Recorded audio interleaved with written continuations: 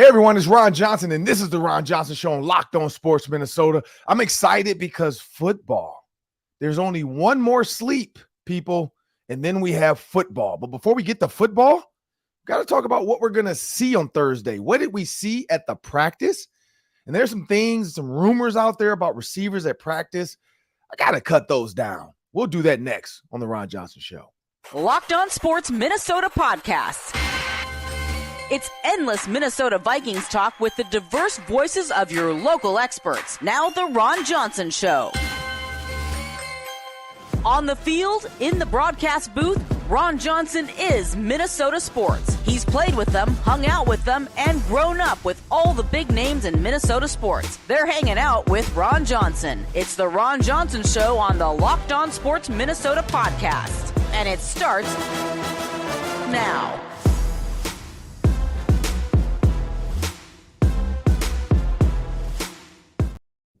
Hey everyone, it's Ron Johnson, and this is the Ron Johnson Show on Locked On Sports Minnesota. It's a beautiful Wednesday before a great Thursday.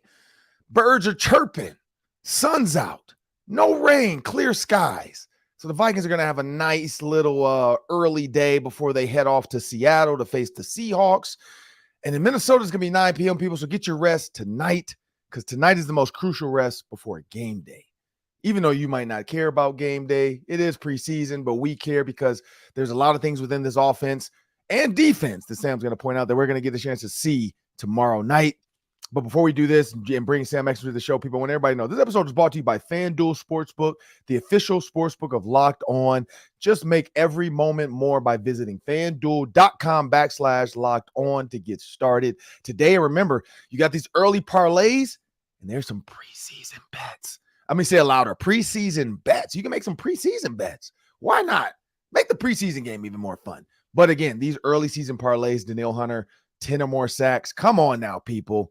Jump on the train before it goes too high. But let me bring Sam Ekstrom to the show. The Vikings had a night practice. I'm not going to call it that.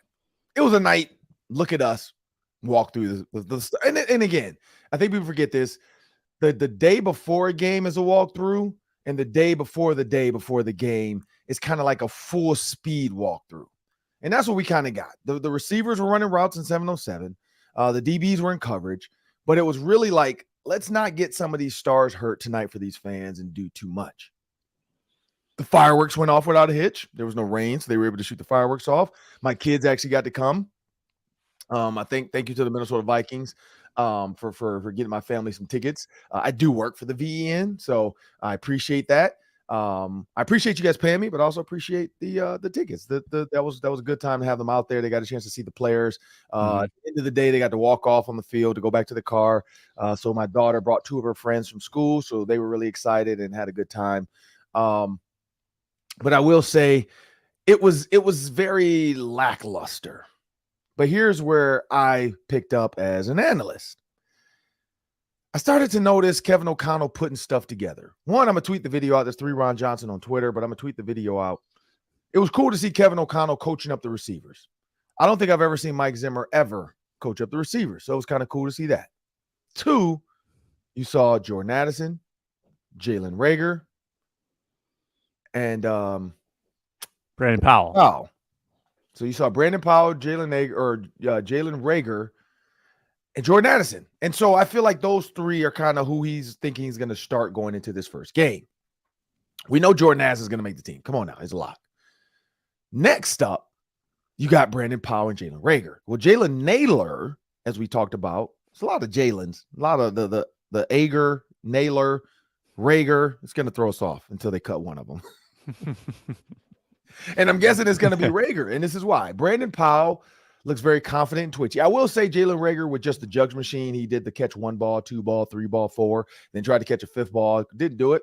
Dropped them all on the floor. There we go. There's a little nursery rhyme. Little nursery rhyme, yeah. For the parents. That on my toddlers will love it.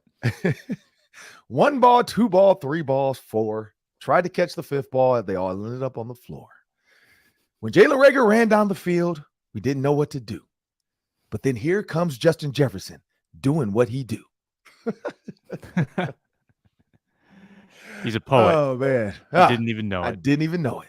But when you think about what we saw at practice, I think that's the one key. I just saw the receivers. I also saw, and I got to dispel this rumor. I did tease that. Let me get this out early. Luke Braun, Locked On Sports Minnesota analyst, sensationalist. He loves to tweet stuff out. Sometimes he just tweets stuff out to get people riled up. Sometimes he just tweets stuff because he's bored and his room is purple. I don't know. But he said there were 2 receivers that the Minnesota Vikings signed this week, and one looks better than the other. But I'm not going to say. I'll let you guys figure out which one.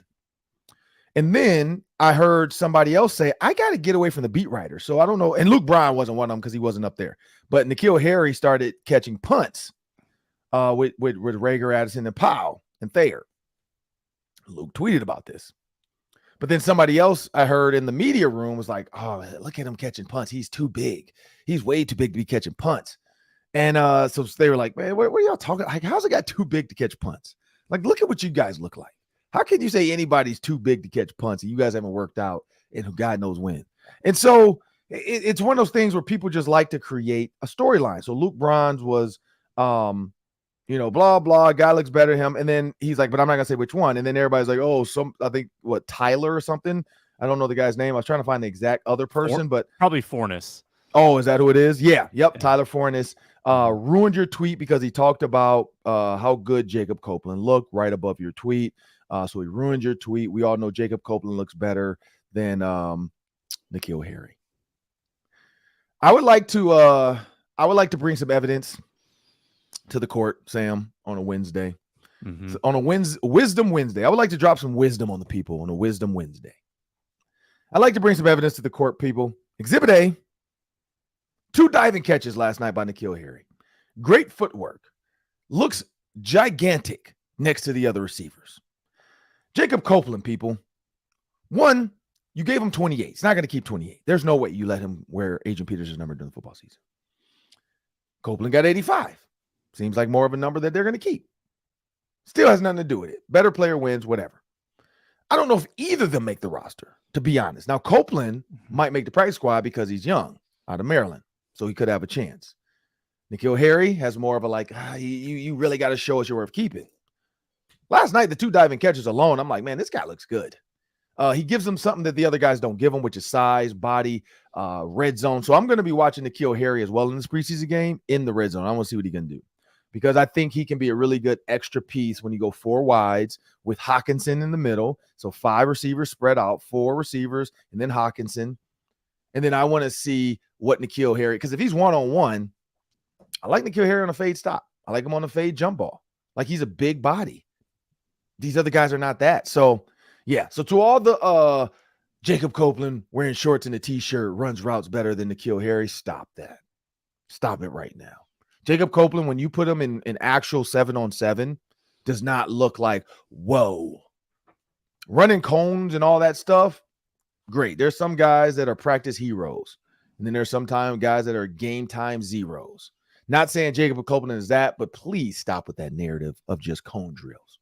But N'Keal Harry looked good to me last night. Like again, I said, made 2 diving, crowd-pleasing catches. So, of course, as a coach, you're like, wait a minute. What I got in this guy? So I'm going to see where because like we know those 3, Addison, Brandon Powell, Copeland. My guess is they'll get Addison out there maybe after a quarter or 2, and then N'Keal Harry maybe takes over in that group. But it'll be interesting to see it in game 2. Will N'Keal Harry's at compared to Rager? Because if Rager is below N'Keal Harry, then you kind of see like, wow, this N'Keal Harry guy is moving up. And he only has 2 more weeks, basically 3 weeks to kind of prove. I think the 29th, they have to get the roster cut down. So there's about 2 weeks and some change to change their mind of where he should be, whether it's Rager or Harry. And again, I think Brandon Powell is your punt returner, but we'll see. N'Keal Harry back there catching punts also probably say, hey, coach, I can catch him if you want to keep me. So Jalen Naylor, I don't know what he can do with the punts, but he's out right now. But then they said Jordan Addison was back there as well. I don't know if you want to put a rookie back there, but I know he's done it in college. But Sam, what did you see? Because I know you saw some stuff with the defense. Yeah, I did. And also on Brandon Powell, too, I asked Wes Phillips about him yesterday, and he spoke glowingly about Powell. Remember, he was with him in L.A. back in 2021. So they know him a lot. And he spoke really highly of him yesterday, said he had a great camp so far. And I've noticed that. So I think Powell's in a great spot.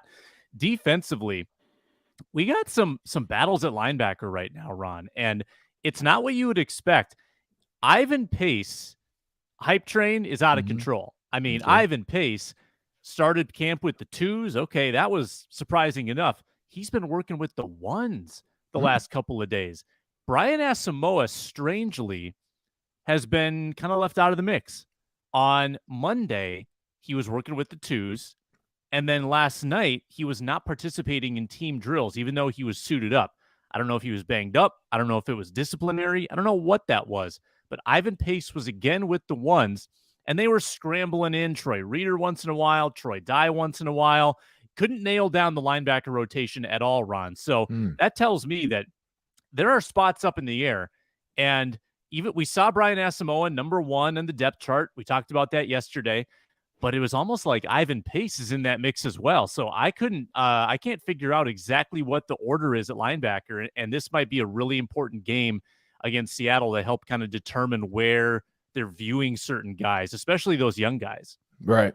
Yeah. I mean, the thing about linebacker too, maybe Asamoah, they know what they have in him.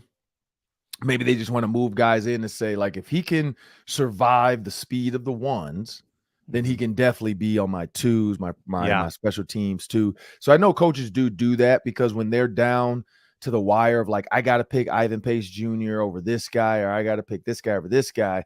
Often you don't want to just pick them because they kill it with the 2s, because we've seen guys do that and fail. Like, you kill it with the 2s, you're killing the 2s, you're killing the 2s, but then when you give it the 1s, you choke.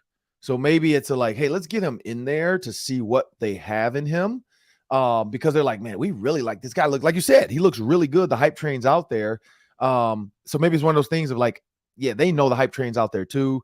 Coaches are human like us. They're seeing the same things we see in practice, the same speed of play, the same big time diving one-handed catches. So they go back in the room and they're like, who do we keep? And I think, that could be a Kevin O'Connell request. That could be a Brian Flores request.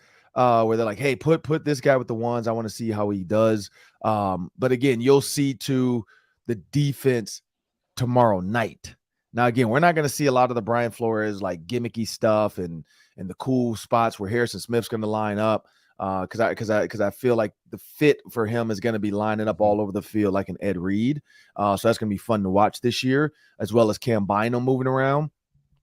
But when you think about Ivan Pace Jr., I think, one, undersized, but like Zach Thomas-ish, like, could he be that guy?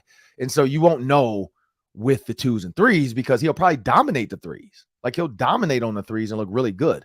He'll probably look really good with the 2s, but then it's like, let's see him with the 1s. Let's see him with the guys that we know are going to be here, how fast they move, how fast they pick up my checks, my changes, my calls. We're in the 3-4 defense. The calls by those middle linebackers are very important, whether it's, we're closing it right, which just means tight ends to the right. So I'm making the right our strong side, or tight ends to their left, but our right, we're making this the strong side, or close it left when you're making that the strong side, because that's going to decide the defense to know, okay, this is the strong side. So now you're the Will, he's the Mike, he's the Sam, blah, blah. He's the Mo. Now you're this, you're that, and then let's go. I think they want to see, when those calls are made, how does Ivan Pace deal with the speed at the 1s? Because if he is on the 49 active, and like you said, the way the rotation with the linebackers have been going, he's going to have to play. And it's not going to be one of those you get to sit on the bench and just play special teams. He's going to play if they're doing this rotation. They probably have different sets and looks. They probably, the speed in which they want to play and how much they want to move pre-snap. Maybe they know guys are going to be a little bit winded on a long drive. So we got to have guys that can just run out and plug in and play. So all of that will be fun to watch Thursday. Keep an eye on Ivan Pace. Keep an eye on N'Keal Harry, Jalen Reagor, and Brandon Powell. Those are the 3 receivers I want to see. I think we know we have in Josh Oliver. They already know what they have in him and some of those guys. I think the backup tight ends, Nick Muse and all those guys, that's going to be another one to keep an eye on. Who's the true third tight end?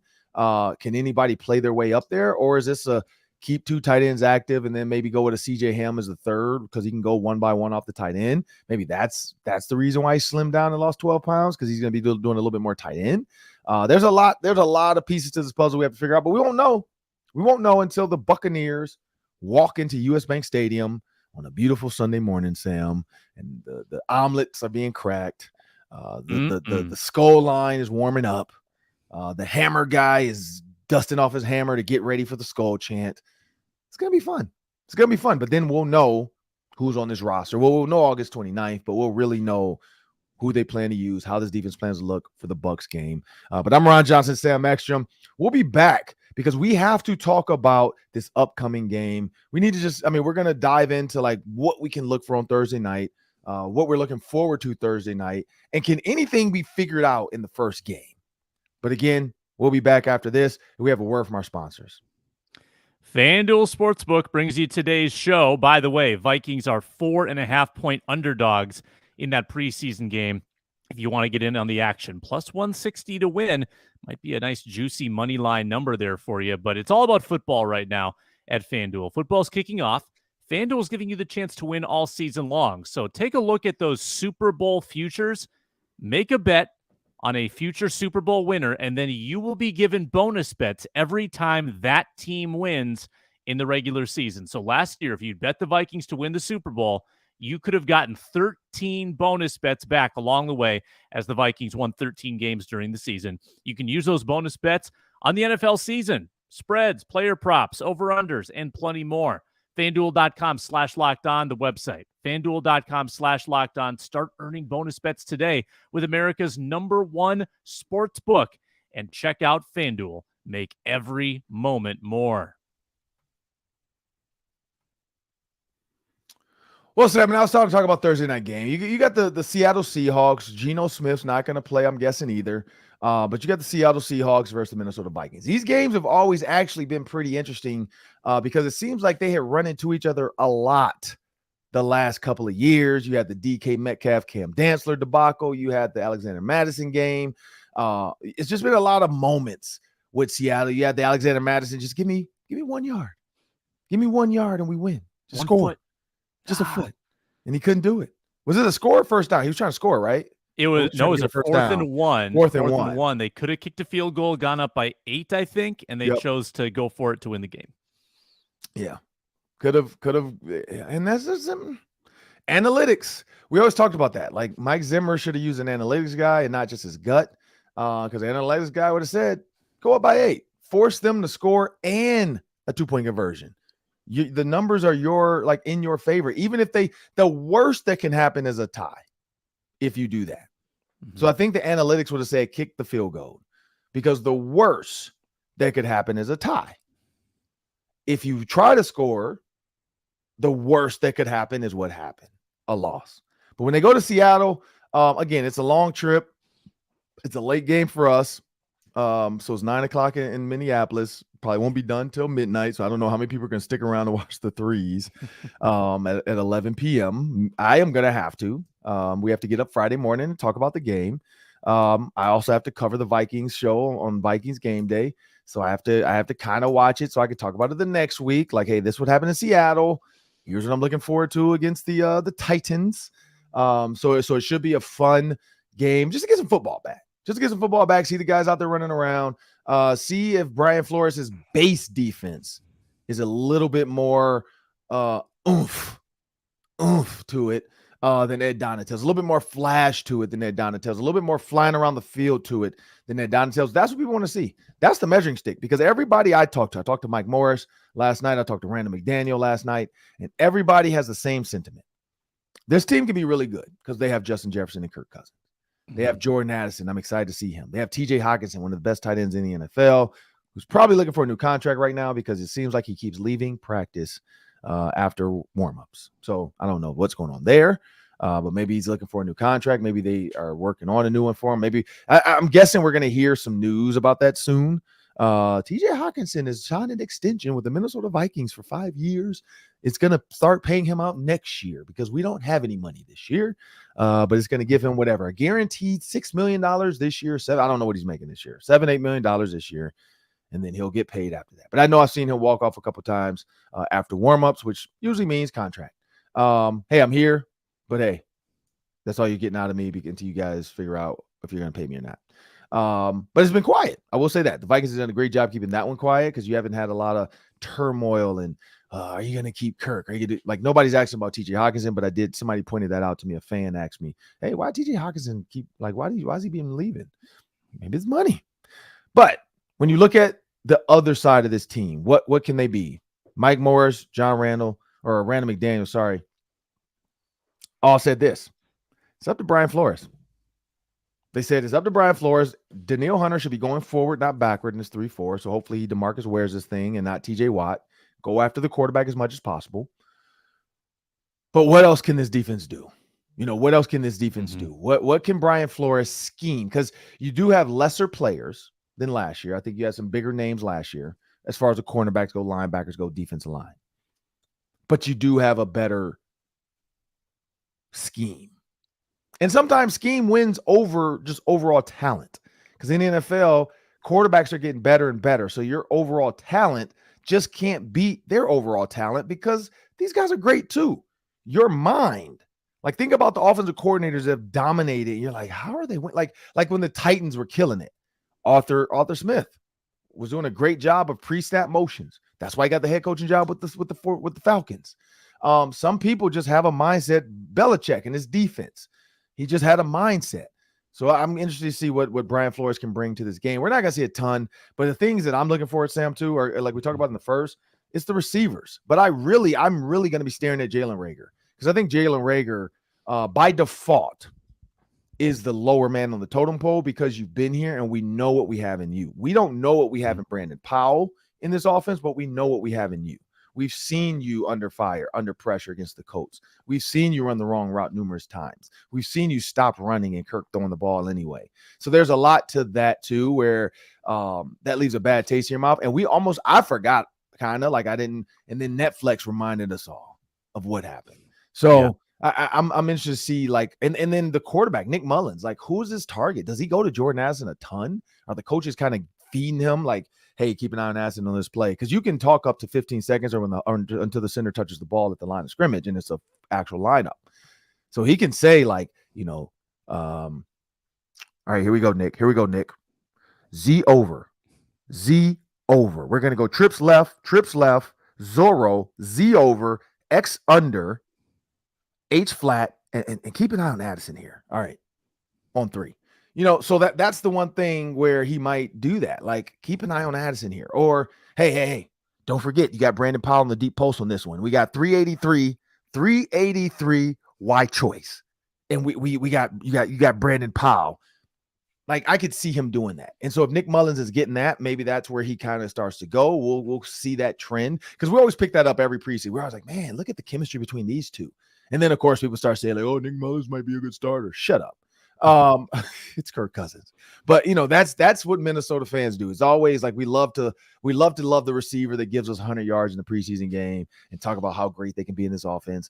And maybe, but not the quarterback. We know it's Kirk Cousins. But I don't know, Sam. What when you look at this game, what are you looking for?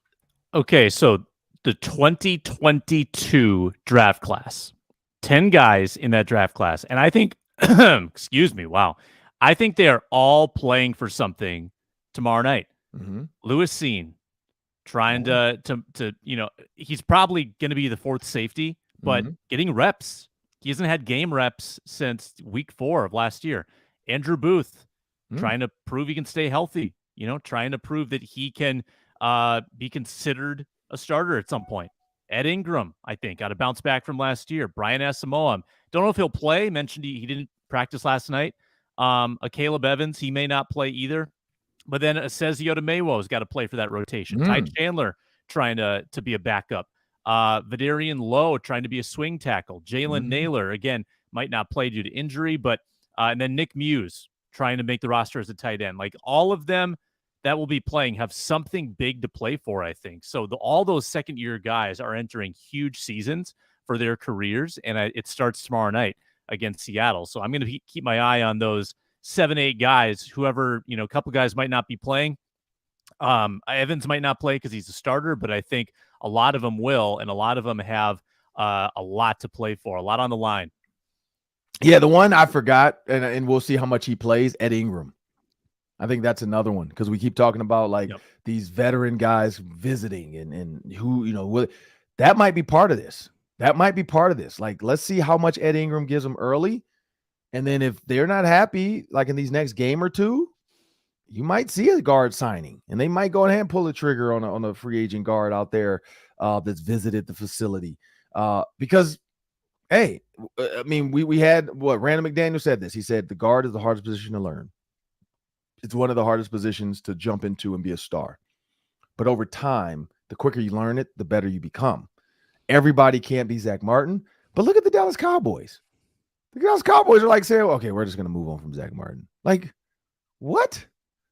Like, what's going on over there? Like these owners, like it's not just the running backs. It's all players now are being disrespected. Like, yeah, all right, we're just going to move. And then this is where Jerry Jones went too far.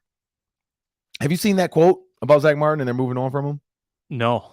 He said, because when players get hurt, we just got to move on. Like, what? Like, dude just wants money. He's one of the best guards in the NFL, and you're now going to the whole, like, next man up mentality. Like, why are these owners being so callous with their words? Like, more owners need to watch Ziggy Wilf. He says nothing. They need to watch Mark Wilf, his son. He's prepared to speak. His brother. Sorry, not his son. Yeah. His brother. He's prepared to speak. These other owners, not all of them too, but Irsay and Jerry Jones, they just say whatever. And I get it. You're a billionaire. You can do that. It's your team. You can do that. You can tell everybody I hate you. And they're still probably going to have to play for you. But why? Why? You could choose so much. You could choose so many great words to pick these guys up, but you choose to do that. But again, we got this game coming up, Vikings versus Seahawks. Looking forward to it tomorrow night. Finally, some actual football, which means we're 2 more games away from real football and the real roster. But I'm Ron Johnson, that's Sam Ekstrom. I want everybody to know SiriusXM is a proud partner of Locked On Sports Minnesota.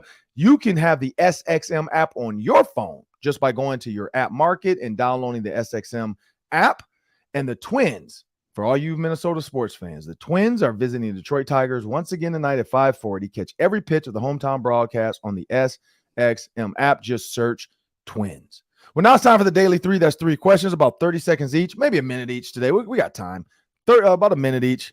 Take it away, Sam. All right, Ron, I found this interesting. So Eric Bieniemy is the new offensive coordinator in Washington, leaving from Kansas City, used to be in Minnesota, obviously. And there were reports yesterday, and Ron Rivera addressed this, saying that players are concerned about Eric Bieniemy's intensity during practice. And Bieniemy said, I'm not going to change. Rivera said he's probably not going to change. You're going to have to deal with this. But what do you make of that getting out in public? A lot of layers here. Number one, Rivera talking about it in public. Number two, players being bothered by it. Number three, Bieniemy saying he's not going to change. What do you make of that whole situation? Well, it's tough when you go from an organization who was really like not coddling the players, but trying to get the best out of the players and making a bad situation, trying to flip it around when you have an ownership group that you're like, oh, these guys are not great. We got to figure this out. So there might have been just a different coaching style. Eric Bieniemy, though, nobody's ever said he was easy. That was the issue with him getting a head coaching job. People were saying he's loud, he's mean, he's this. This is where I go with this, and nothing against it. Bill Belichick, I'm guessing, is the same. And nobody, and I'm not making this about race, but Bill Belichick is the same. Nobody's ever said anything about Bill Belichick. Mike Tomlin, I'd say, is the same. But he wins, and that's the difference. You have to show and prove. You can't just come in being a hard ass and not win. And I think but he's won with the Kansas City Chiefs, but he doesn't get the credit as Andy Reid. So I think Eric Bieniemy is just Eric Bieniemy, and he wants to get the best out the guys. But at the end of the day, dude, you're millionaires getting asked to do something a little bit hard, and somebody saying it in a hard way, like, come on, man, get this done. We got to get this done. Like, okay. Why do we need everything to be so great and so like flowery and it's so beautiful? And I just want everybody to like me. Like, why? Like he's just trying to coach you up, and he's doing it the best way he knows how. He doesn't dislike you. I know Mike Tomlin is really good with the players. Like Ryan Clark brought that up. Who else do we have on the show from the Pittsburgh Steelers that talked about that? Ryan Mundy. Ryan Mundy. Yep. Ryan Mundy talked about that as well. That Mike Tomlin was a player's coach, but he'd get in your ass in a minute. That's the difference. I think Eric Bieniemy might get in their tail a little bit, but maybe he hasn't created that rapport yet. And I always looked at it. Somebody told me like it's like a bank account. You gotta, when you yell at a player and you're asking him to do something, you're making a withdrawal. You're withdrawing from that player. Like I need this out you. Let me get this out you. And that's what people say. Let me get this out you. So I'm taking from you. But if you haven't made any deposits into that person, that's negative now. So now you're having a negative balance, which is a negative reaction, and it becomes negative. And I think that's what's going on. He hasn't built rapport with these players yet, and he hasn't paid into them. He hasn't been nice enough to them. He hasn't had conversations or lunch with them yet. And then he's just out there like, come on, man, get this done. Blah, blah. You got to be here. Like I told you 2 yards outside the numbers. Why are you not 2 yards outside the numbers? Come on, man. And then when he's yelling, guys are like, man, I don't even know this guy. Why is he yelling at me like this? Yeah. You can just talk to me. But that's the difference, though. It's like it's a different era. When I played, you got yelled at. You got screamed at. But it was also part of the game. We know it's just football. It's just a coach trying to get the best out of you. Everybody's not a Tony Dungy. Tony Dungy was a soft talker. Tony Dungy would not yell at you from across the field. That's why I'm not making it about race, because there's different styles of coaches regardless of race. I just think it's Eric Bieniemy has not gotten the respect and the rumors from before saying he was a hard ass and saying he was tough to work with and saying that he was this. It is what it is. That's what he is. But maybe it works for certain programs. Maybe there's guys that need a little kick in the butt. But I don't know. What do you think? Yeah, I don't know. Do you think guys get yelled at in college like they used to? Like, do you think they get to the pros and are they shell shocked? Or do you think that college culture is still kind of loud and brash from a coaching No, perspective? I think NIL and the transfer portal has changed that. Coaches you can't just go off on kids no more because they'll leave. And coaches know that now. So you kind of got to like hold their hand a little bit, be a little nicer to them. Because if you yell and disrespect and make them do stuff and treat them like crap and call them names, back in the day, transferring was an absolute nightmare. You had to get a release. You had to, there was no portal. There was no way for people to know you were transferring. We didn't have social media to just be able to tweet out, I got 3 years left here and I'm out here in this market. And then all these other people that follow you knew you were a 4-star, they can see you. That doesn't happen anymore. Like now you transfer, you got to get put out there on the wire. Coaches have to be checking to see if they can recruit you and do your credits transfer. It's just different. So no, I don't think college kids deal with what we used to when we played, because the NIL and the transfer report has made coaches have to be a little bit nicer. Yeah, maybe a little culture shock then. So then you go to the NFL. Yeah, you're used to somebody holding your hand and here's lunch and here's breakfast and here's dinner and we're going to have fun today. We're going to create this culture. And then they get to the NFL. They're like, dude, you're a pro. You're a grown man. You got a deadline. Get it done. Mm-hmm. Like you either get it done, I'm gonna get somebody that can do it for you. College doesn't really do that anymore.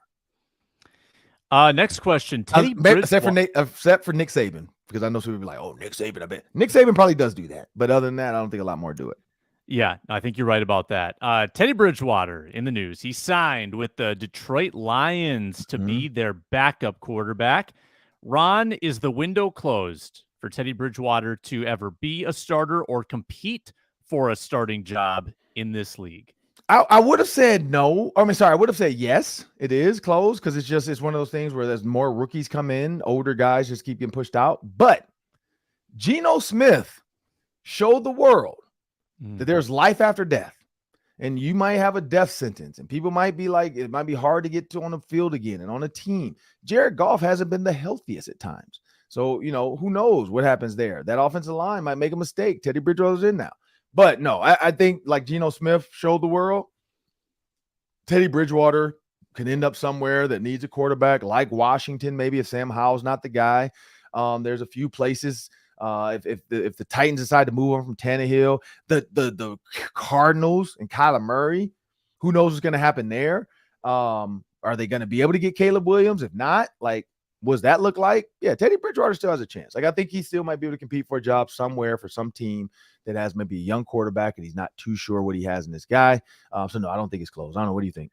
Yeah, I think it would have to be a Case Keenum situation where he is a backup, but an injury forces him into action and he gets a long stretch. He gets like 12 games where he goes 8-4, and then someone gives him an opportunity the following year like Keenum had. It's not going to come in free agency if he doesn't do anything to prove that he can still play at a high level. Like he's going to need a break at some point to get that opportunity. So I hope he does well in Detroit. Last one, Hard Knocks, premiered on Tuesday night. I came back from night practice and I watched it. Ron, are you planning to watch Aaron Rodgers, Robert Saleh, and the Jets this season on Hard Knocks? No, I'm not. I'm not gonna lie. I don't have time. I've started too many shows. I've been watching like Intel on Paramount. Big Brother's about to start coming on. Like I just don't have time. It's too much stuff out there. But I will, like I said, if it's on. And is it HBO? What is it? What are they airing it on? HBO. Yep. Yeah. So if my HBO, I've cut it on and off. Like I don't really watch too much movie stuff like that. Like I watch basic. I still watch like old Fresh Prince of Bel-Air episodes and Martin, Living Single, Friends. Like I just keep random stuff in the background. So maybe if it's on and I just happen to see HBO is lit because it's just they gave me the free 3 months. You know, they always give you that free 3 months of HBO. Yeah. Maybe, but no, I'm not like, it's not appointment TV for me. I'm not super like, I'm basically gonna watch the clips on Twitter because everybody's gonna start posting clips of stuff like, oh, look at Sauce Gardner and Aaron Rodgers handshake. Like they act like they're smoking and then they put it out on dude's head. Yeah, you saw that. I already saw that on Twitter. Yeah. Or no, actually I saw the reporter that videotaped it and put it out there. So he put it out there to the world before Hard Knocks could even do it. But yeah, they're smoking. Are they smoking a joint? Is that what it is? Or is it ayahuasca? Like, what are they? Yeah, I wouldn't pretend to be a joint versus cigarette versus ayahuasca expert, but yeah, they're smoking something. Yeah, because I feel like cigarette is kind of like the two fingers. That's more like the joint. So I feel like it's like a boom. They both hit a piece, and it's legal in New York, so who cares? They both hit the joint, and then they put it out on their teammate's face and shoulder pad and hair. I don't know what that is, but whatever it takes to be friends, fine. But yeah, no, I'm gonna catch the Twitter clips and people talking about, oh, look at this interview with Aaron Rodgers and how he slams whatever. Look at Aaron Rodgers, talk about Nathaniel Hackett, how great he is, and going right back at the Denver Broncos coach. Yeah, I'm gonna catch all that stuff on Twitter or Zeet, whatever it is, or X. But people are like, is it a Zeet now? It's not a tweet, it's a Zeet. So XEET. Yeah. Yeah. Somebody was like, look at this Zeet. And I was like, what? And I was like, oh, tweet. I'm like, that's so stupid. Weird. I will say that Aaron Rodgers is still the most interesting person on the screen. Like he just is inherently he's cerebral. Like he's a thinker and he is kind of got quick wit about him. He's fun to watch, even though he's kind of weird. Robert Saleh, through one episode, very, very generic, very like sanitized. I didn't feel like we got a lot from him. Maybe we will as the show goes on. I think we knew that though. I think we knew that going into this. If Saleh was kind of boring. Yeah, he was. Yeah. I like the coordinators a lot more. Hackett was actually pretty good.